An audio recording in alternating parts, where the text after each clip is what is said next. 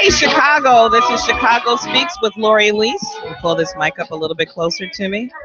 Oh, we missed you. Wonder what's going on with you. We're experiencing Indian summer, and I'm ever so happy for the warmth because you know what's coming. If you're just tuning in for the first time, just want to let you know what we're all about. We are Chicago Speaks, or I am Chicago Speaks with Lori Elise, and I talk about headline topics. We discuss national news with local views. We talk about what's good in the hood, and so that's one of our segments.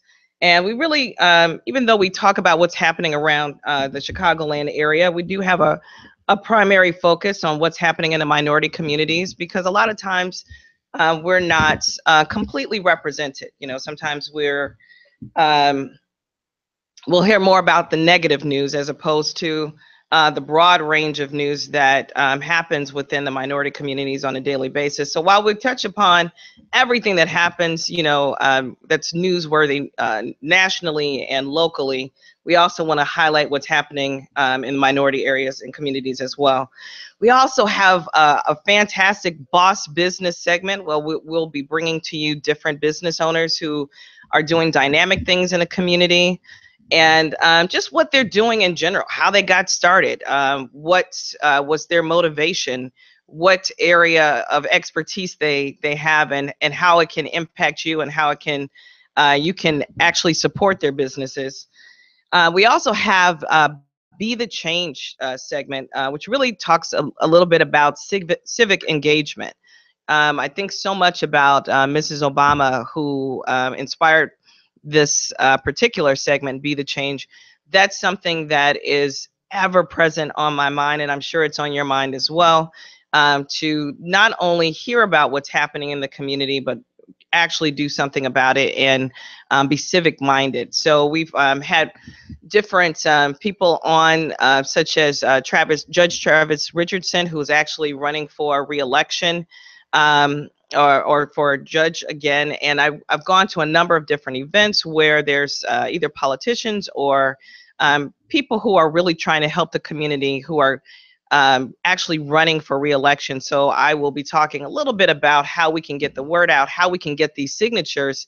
There's so many times where maybe it's our kids, maybe it's a friend of ours, children, or maybe it's us who've had some concerns with the law.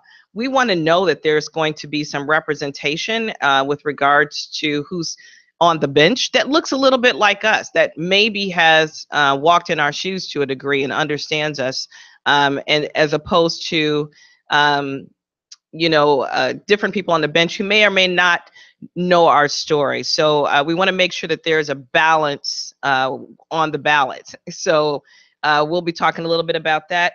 And then also the hookup. What is the hookup? The hookup is really what's going on that you may know, that I may know about, that you may need to know about, that can help you with your life, with your business, with your kids, different things that are going on around Chicago, incentives. We'll talk about those things. So to start off, you know, normally I like to start off on a super high note, but I would be remiss not to talk about this. I'm sure everyone's been talking about this on social media, and this is a difficult story. It's a challenging story. It's not a story I would ever want to be personally my own, but I'm talking about what happened to Kamika Jenkins, which is incredibly sad. There's been so much conversation on social media about what happened in this situation, about her age, and, you know, what can we do to prevent situations like this in the future? This is a young lady who was at Crown Plaza Hotel in Rosemont, and she was just attending a party. And, you know, that's a common thing that's been going on for some years now. I know of parents who have parties at hotels for even their young teens, who will dress up and play dress up and have a swim party. And it's kind of moved and progressed from there, where there's young adults who have parties at hotels as well. And at this particular party, there was alcohol, and this young lady became intoxicated. We don't know exactly how she came to be intoxicated. Um, and we don't know who brought the alcohol. And But we do know that unfortunately, she was drinking and was later found in a freezer and died. And so there's been so much speculation about how that happened, how she came to make it into that predicament. And for a time, a lot of people were sounding off on social media, even nationally. I know Missy Elliott came on to social media, just basically talking about how what a sad scenario, how we have to be careful and vigilant with regard to our young people and our children, and wanting to know answers. There's so many different people who are looking for answers to what happened, on that particular day. And most people, honestly, quite honestly, including myself, really felt as though this could not have happened um, just by happenstance. It could not have just happened by her walking in on in the freezer on her own. So a lot of us were really convinced that there was foul play involved, and I still do believe that there's foul play, because whoever brought that alcohol it should be held responsible. But there is video that shows this young lady walking into the freezer and stumbling in that freezer alone. Not only that, but there's video of her kind of stumbling through the hallways as well. And so, at 18 years of age, we don't have it all together. We make choices that um, may not be the best, but we don't want them to be life-changing, life-altering decisions. And so our thoughts and prayers go out to her family. We're thinking about you. And not only that, it's causing conversation to make sure that we are more vigilant going forward, to make sure that we don't have this kind of situation happen again. So I would be remiss not to talk about that particular situation, and let you know that we are thinking about you and loving on you in the way that we can.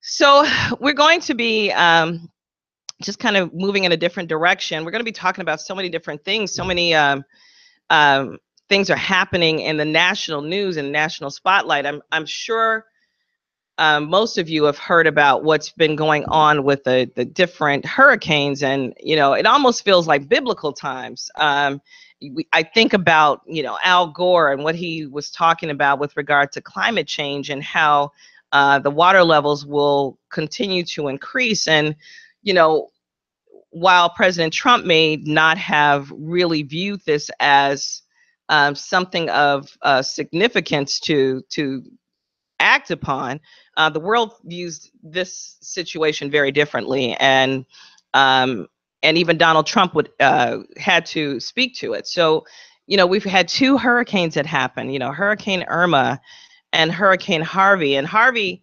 really, I'm sure is a difficult and sore spot to so many, because Houston has been hit before. Back with Katrina, Louisiana and Houston were hit in Texas pretty significantly. And so we're going to talk a little bit about that. We're going to talk about different efforts that you can be a part of to help, to donate your time, to donate money.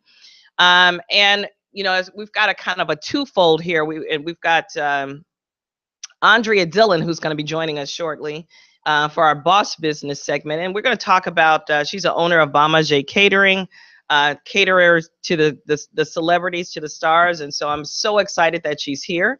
And she can speak not only to her own business, but she can also speak to what's happened in the past, since she is originally from New Orleans. She can speak to Katrina. I'm really interested in hearing her thoughts about what could or should be happening with efforts to rebuild. So we'll be right back.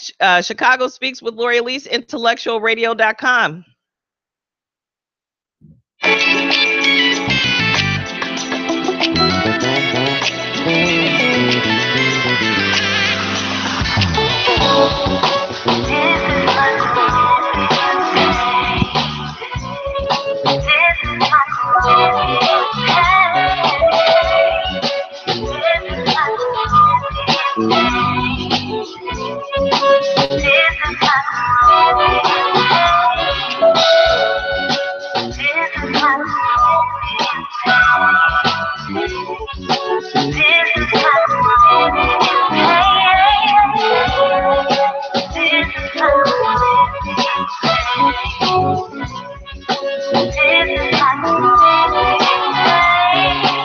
Say why you do this to me. I'm growing older and realizing what life is doing.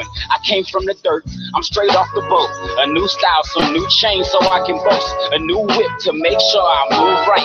Mama, I made it, I swear that your boy gon' be tight. And we might face some problems growing up where I'm from. The 216, get Roddy saying, who wants this? He from the sud, I'm from the land with the dirt and the rust in the tub. Wanting to flash your things with CEOs ain't giving no love. Let me be chill. Skin the color of the savior, going through his adversity. Slash, that's life, crucifixion is hurting me. Bring up the worst in me, not so easy today. Growing up like I am, you learn from your pains. Yeah.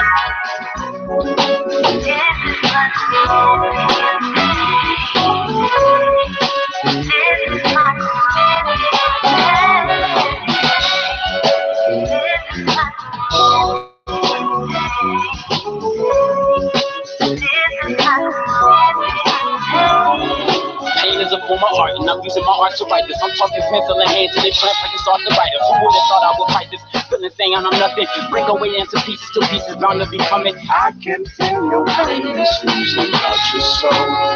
So let it go. It's valuable. Learning lessons and hoping they become blessings. If he don't fall, then he falls in my community. The golden ticket, this fully walking ain't new to me. It's all new to me. Such a statistic, sadistic to say the least. Some like the pain, the pressure, and all the heat. But not me, not the anomaly. Just saying don't write me out when you know nothing about me.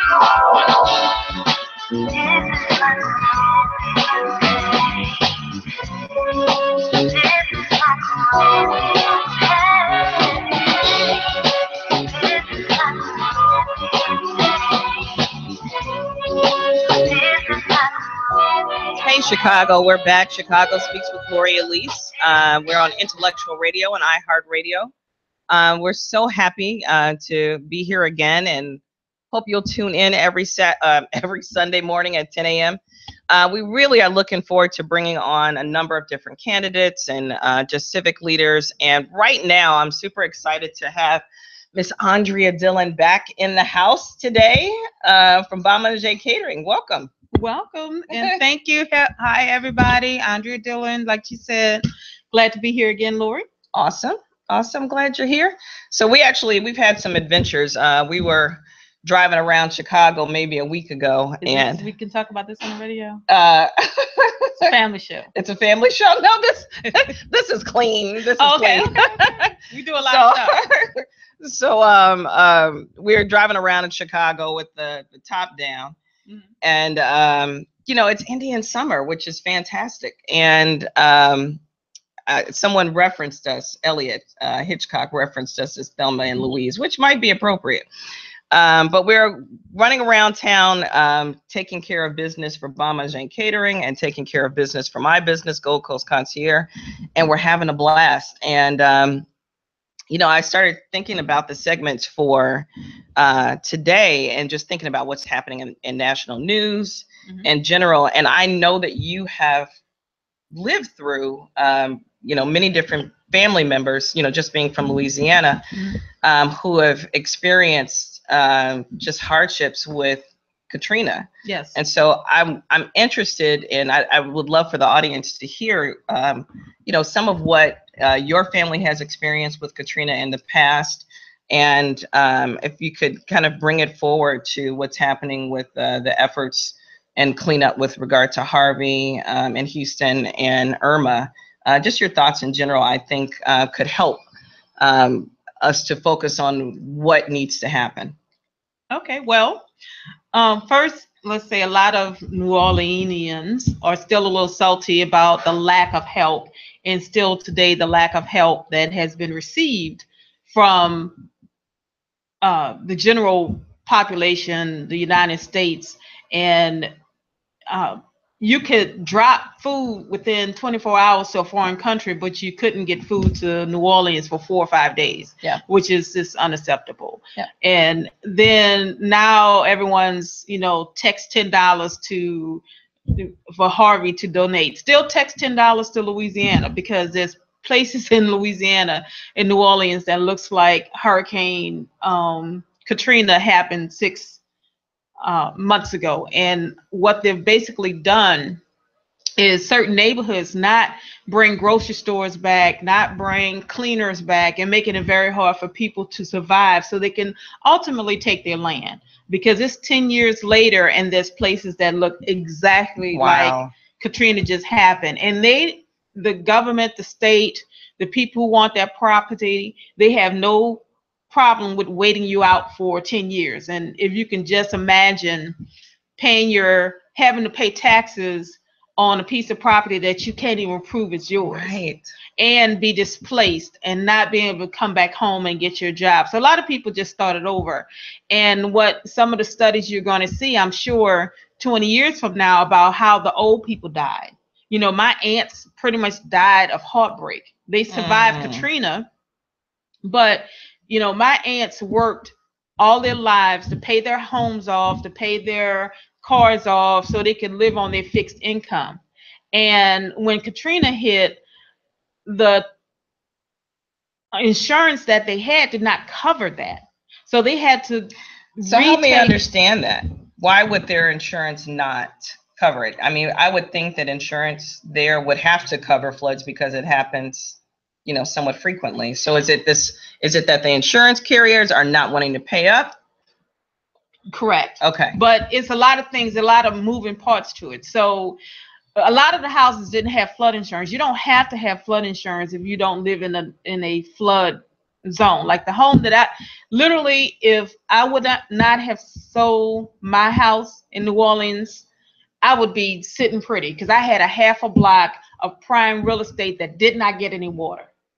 Wow. So for the people who houses, this was not normal flooding. They broke those levees. I don't care what anyone says. In my opinion, they broke the levees to get rid of that whole area. And New Orleans is a very generational place. Unlike Chicago, most people are from somewhere else. Yeah. New Orleans was 88% native. There's no reason to leave New Orleans. It was inexpensive to live there. It's a little city with big city style. Everyone came. There was always something to do. So people lived there generational. So no one did open successions. If you lived, your grandmother, the house that my aunt lived in, they was in a family since I was 3 years old.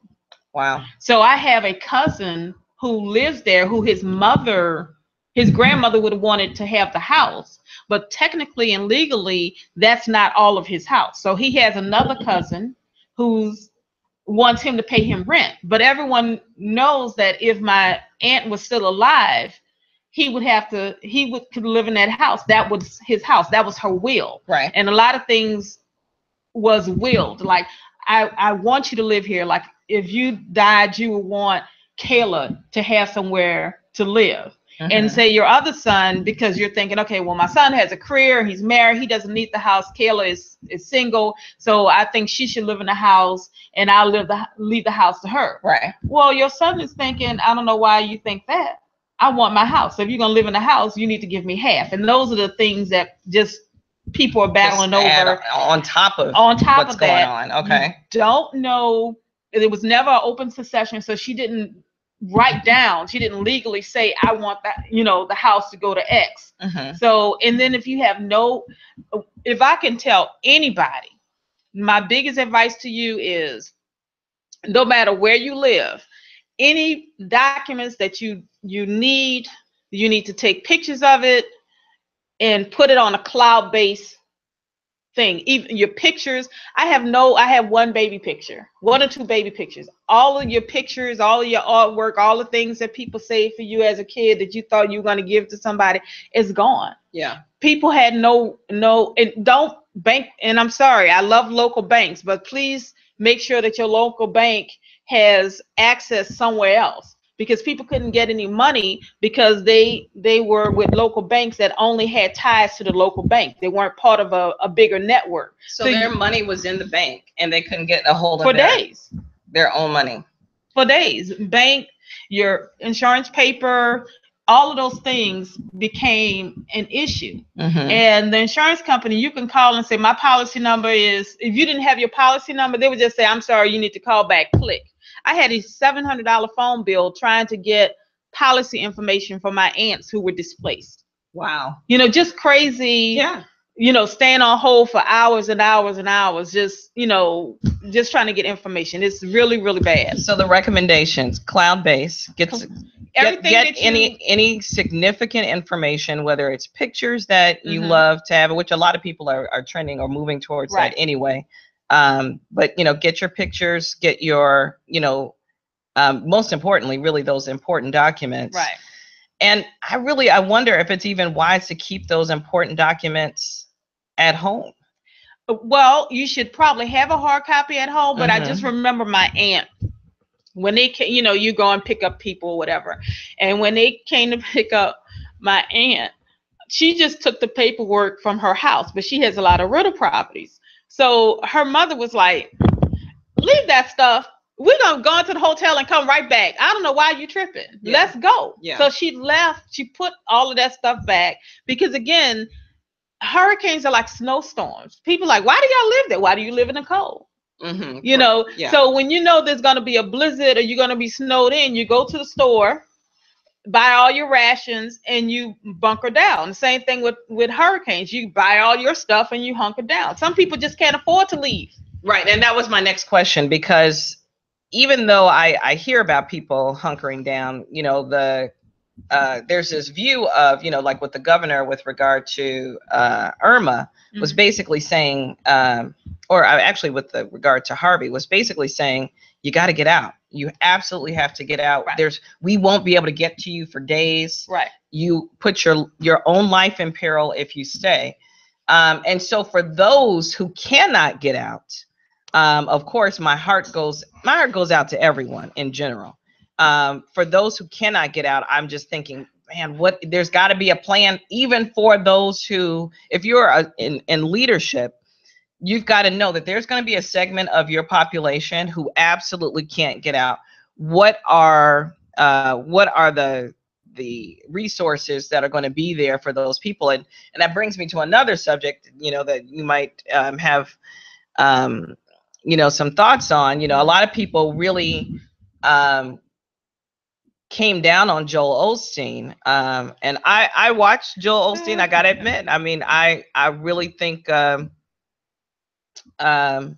you know, he speaks from the Bible and is a motivational preacher. But even though I watch Pastor Joel Osteen, his response was of major concern to me. The immediate response. Now, there was a follow-up response that I think he was kind of bullied into, but the initial response was, I wasn't asked so you want the doors of the church are always open. Right. Except for when hurricanes come. So just that response, that it threw me for a loop. And, you know, it just reminds me that, you know, you cannot put anyone, do you know, the millions of, and I'm not on a pedestal.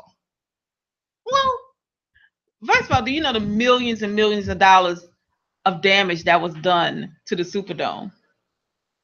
Which, you know, and that's the same, and he was probably thinking that. Right, he was probably thinking what's going to happen. I mean, what's going to happen? Is it going to be similar for my facility? It would be. Yeah. It would be, because one, if the power is off, the sewage is blocked up, that means all of those, if you have thousands of people in your facility for days, that means the bathrooms are going to block up. You know, you're talking millions of dollars worth of work. I'm not saying that he doesn't have the money to fix the problem, you know, once it's all gone away. But those are the things that probably ran through his mind as if, and then you taking on the liability. Now, there was a police chief or whatever in New Orleans was on the radio talking about the babies, they're raping the babies in the bathroom. And because when you have everybody in this one place and there's no food or water, think about overseas where the people are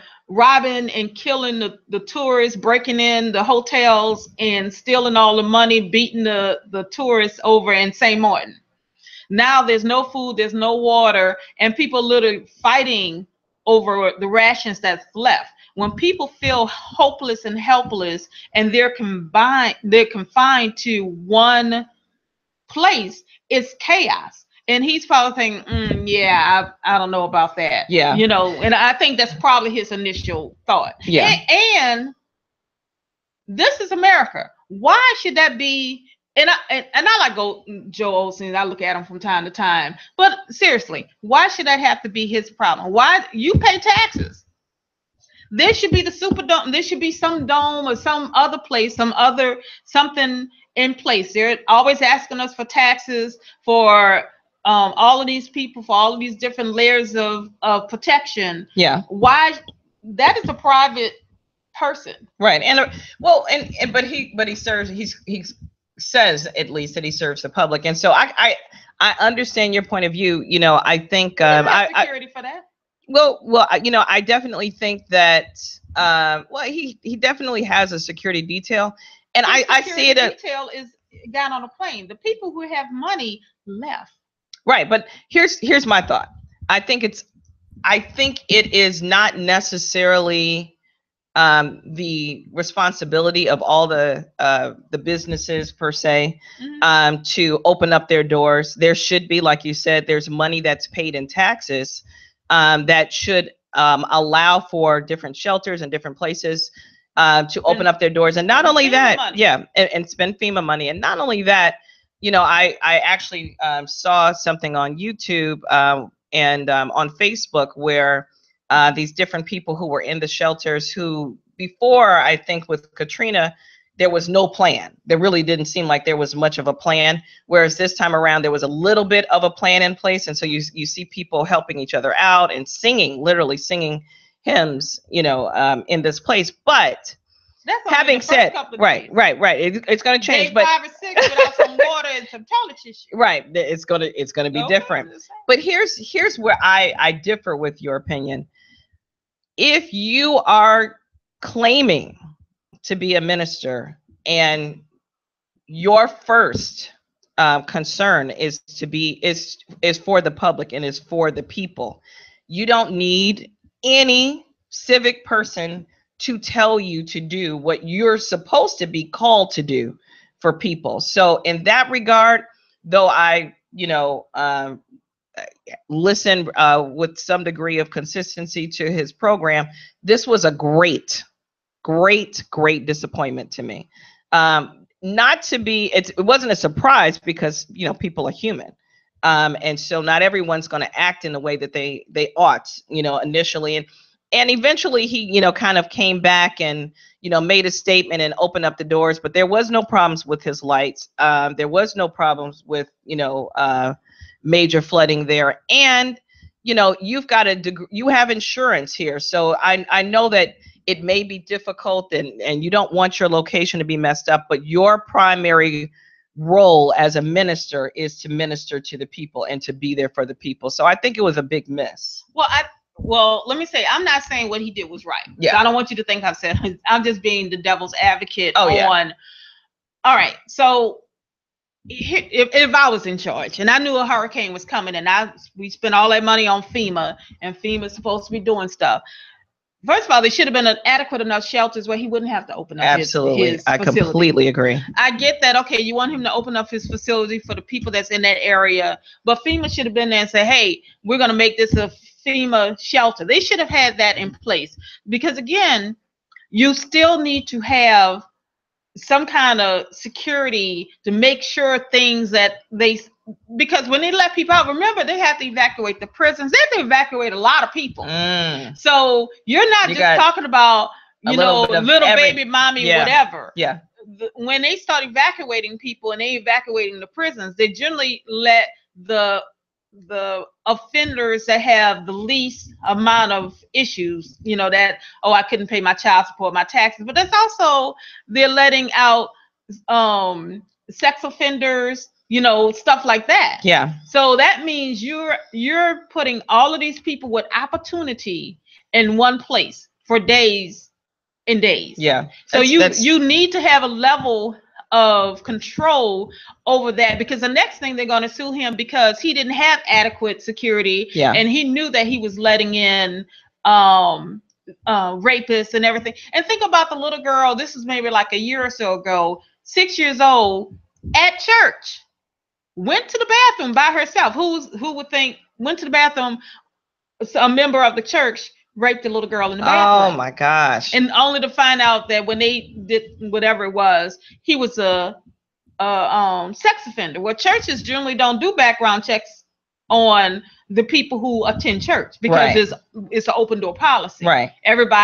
We all are sinners. So I'm not saying that he wasn't right, but actually, instead of faulting him, what they really should fault, why would he it's even really the need system to open his facility? Exactly. Because that's where the blame should go first. Right. He got on his private plane. Yeah. All of his security detail or whatever. The people are left behind are generally people who cannot afford to leave or don't have anywhere else to stay. My brother, for instance, Gregory Lyons, the best brother in the world. I swear, I hope I can be waved into heaven. I know it doesn't work that way, but on his good deeds. He, during Katrina, everybody start banding together on that long road to Houston. Yeah. My brother had a 100-acre ranch. My cousins, who we just recently kind of reconnected to, my brother used to have an event called Uncle Greg Friends and Family Weekend. And he would have a couple of hundred people on his 100-acre ranch.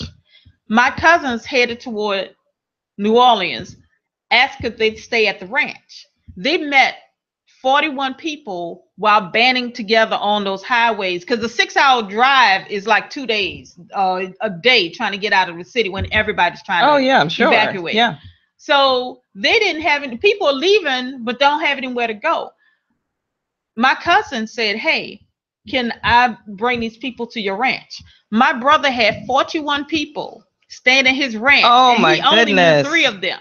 So those other people that my cousins met were just people that they met, in gridlock on the way to my brother's ranch. Those people stayed there for months on his ranch for free. Wow, we've got to have your brother on the show. Oh, baby, if you can get it. If I know he's a busy man. Right. I know he's a busy Right. man, but we've got to have him on the show because, there's these local heroes that we don't hear about. You hear about, the tragedy, you'll hear about the negativity, but you don't hear about the local heroes. And the fact that, I'm amazed. I have never heard this story from you. And you know why he had those 41 people over there? Because his house was jam-packed to the brim to the actual family members from New Orleans staying at his house and my other aunt's house and sleeping on the floor. And, even those people brought blankets, because when the people left, they had literally nothing. So he was collecting, food and blankets and pillows to bring out there to the ranch. And those people literally stayed on that ranch for months until, because, remember, schools didn't open. They stayed until they finally got some of the schools open so the kids could go back to school. Gotcha. So people just don't realize the effects. Most of the old people, they do a study now, most of the old people died of depression, because if you're 80, 90 years old, 70 years old, and you're uprooted from everything, your church, everything your you're friends, accustomed your family, to, you don't know anything, and you're brought to this strange place and told to sin and live, and you've lost everything that you worked for, you died of just depression. Yeah. The younger people, now I will tell you, it worked out. If you were in your late 20s to, early 30s and didn't really have a whole bunch of stuff established, it might have been the best thing that happened to you, because you were able to go places, go to different communities where they embraced you and you got jobs and, and was able to be a productive person. But if you were over 40, between that age of 40 and say 70, and you're just your whole life heartbroken, right? Because your life is devastated. Everything that you've known. Your cars. This one lady was at the bank, and she had a check from the insurance company had paid out, and the check was about $300,000, and she was in tears depositing it to the bank. And the teller asked her, I used to be a banker, and the teller asked her, why was she so upset? She said, $300,000 for 5 cars, a house, right? You know, all of the contents. Correct. That's nothing. Right. Nothing. That is I don't correct. have. She said, I still owe a mortgage now. So they weren't covering. These people are paying mortgages on houses that don't even exist. Yeah. You have to file bankruptcy. And not that I can really compare anything that I've gone through with Katrina, but I feel that, you know, I had a house fire, which I'm sure you're aware of, and the amount of money that is, you know, given for, you know, to rebuild does not touch. My whole wardrobe was just about, I would say 70% of my wardrobe was just completely gone, just annihilated. Yeah. And, you know, I remember hearing some cynical talk, kind of like, oh, you know, she's doing okay, or she's got that insurance money. What insurance money? You know, the hotel stay alone, you know, took the bulk of that. So you have to rebuild. You have to start over and rebuild. And, you know, I just think how strong New Orleans people are, how strong the Houston people are. I think there's local heroes that we need to explore a little bit more. And I think we also need to think about your solutions, you know, which is, you know, just, I'm always trying to be solution oriented. You know, what can we take away from this situation? You know, and definitely people need to keep it top of mind to have a plan, to have, you know, maybe things like you said, stored in the cloud so that you can get a hold of it in the future. Have a copy at home, and then have a copy elsewhere, physical copy that you could put your hands on, and even consider, you know, even if you don't live in a flood plain, those waters can travel. Well, in that was, in a lot of times your insurance, there's a commercial on, and the guy's talking about the commercial, and he said the Cyclops, we will cover the Cyclops, but we won't cover this, you know. Right. So it's that kind of thing with, it's not going to cover, they will cover a natural disaster or water levels, like people, I just remember one flood, not even Katrina. I remember this one lady, she had custom cabinets for in her kitchen, and it was a flood. The flood is only going to, you know, flood has different, your insurance has different levels. The flood insurance covered the bottom half of her cabinets. They didn't cover the top half. She couldn't afford to get those cabinets. How do you cover half a cabinet? They only covered the bottom half because the flooding was just 6 feet up. So her bottom cabinets were covered. The top cabinets were not. She couldn't afford to get all new. She needed a new kitchen because they no longer made those particular cabinets anymore. And it was like, well, too bad, so sad. The top ones are fine. I'm scared they don't match. I mean, it's crazy stuff. This individual crazy nonsense. Yeah. And you're thinking, are you really kidding me? Are you really kidding me? Yeah. And just the little stuff. You don't scan. Most people don't scan each and everything that they have and carry insurance. You know how much insurance would have to be to carry? I collect perfume and perfume bottles. Not even just talking perfume. I collect blown glass bottles. I have some bottles that are worth a few $100s. Just don't even worry about the content of the Chanel perfume in it. Just the bottle. Correct.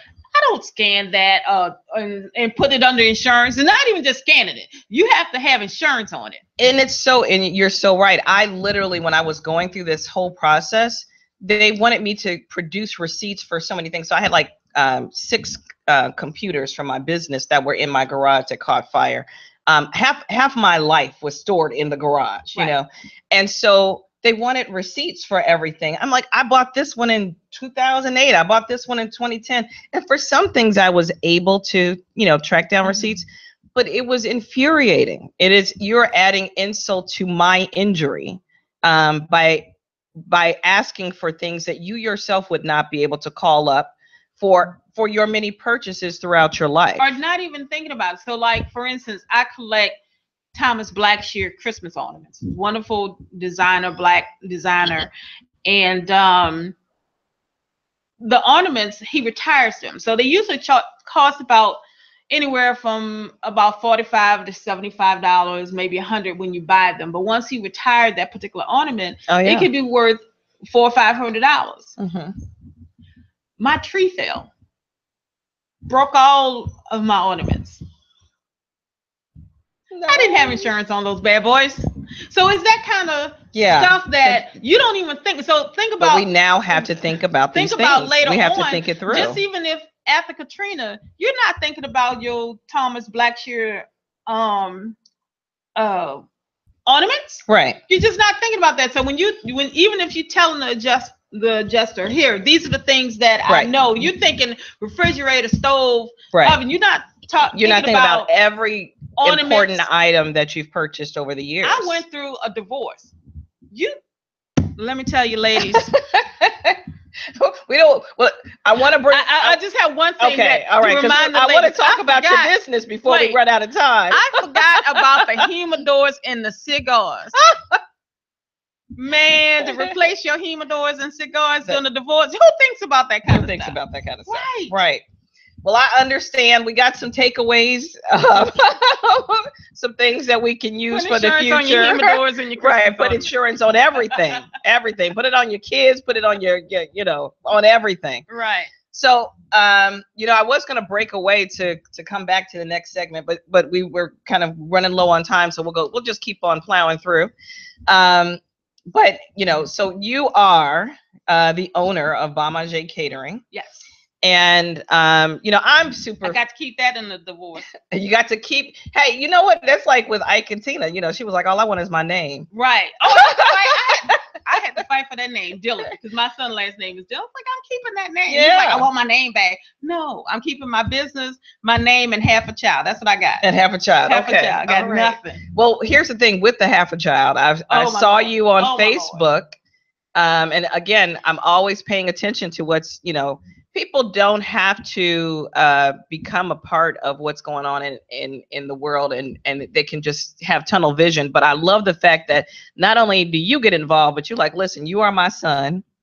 And because you are going to be helping. So I look at you as the activist and your son as the activist in training, but definitely someone who's going to learn how to serve the community. So tell me a little bit about that picture that I saw on Facebook.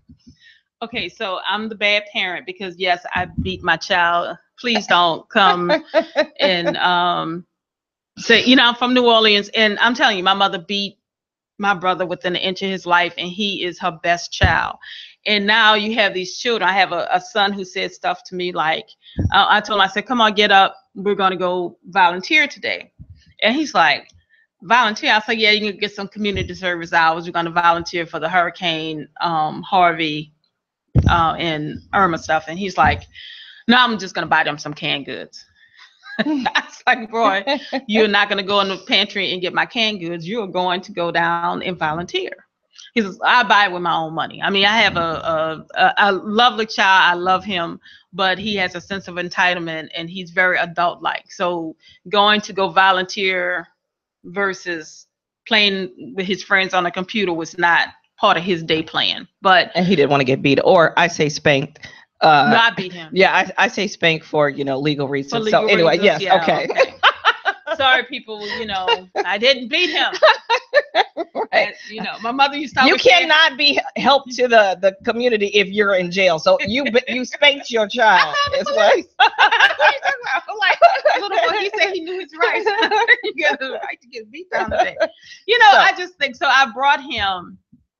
I made him go because he didn't want to go, and I really hope that he's going to get over on his good looks because he wasn't very bright. Because when your mother tell you are going to volunteer, you're going to volunteer. When you tell your mother you're not, you lose your TV, your computer, 2 Xbox, and your phone, and you still had to volunteer. The boy was stuck on stupid that day. But anyway, we went to volunteer down at Rainbow Push, and it's not just donating your stuff, because people come down, they gather up stuff with a good heart and throw it in a bag and donated. However, it still needs to be sorted. You just can't throw those bags in there. So it has to be sorted with the toiletries. You know, we have to go through each bag and put everything in there. And Rainbow Push does wonderful. They sent a big, huge 18-wheeler filled with stuff, all organized. I think people don't realize the amount of work that goes into it after you donate. Yeah. Because it still needs to be shipped. Someone needs to pay for the trailer. All of those things has to go into it. So I make him volunteer, and he has a good time afterwards. And it's so funny because it's always a fight to get him to do something. He's, you know, because that's never something he wants to do, you know, but he's a kid and I get that. I want to play with my friends versus go volunteer. Correct. You know, so once we get there, we have a good time and we volunteer.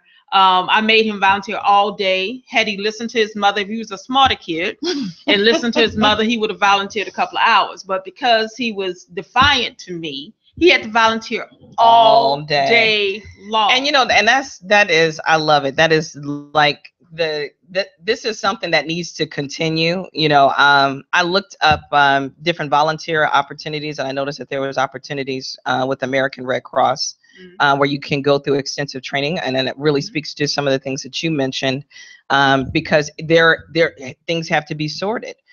There's a number of hours in training just to be able to give your time with the American Red Cross, because you need to be properly prepared in order to help those. And so when people are deployed, at least for Harvey and for Irma, they're going to be deployed for at least 14 days to help. And so you really, of course, they're going to take care of your food and your necessities and things like that and your shelter, but they want you to be able to be engaged to help. And so to me, even those who are not able to go and partake in those volunteer opportunities there, I think it is so important for each city to do something in that particular city. And the fact that you did it pushed your son to do it.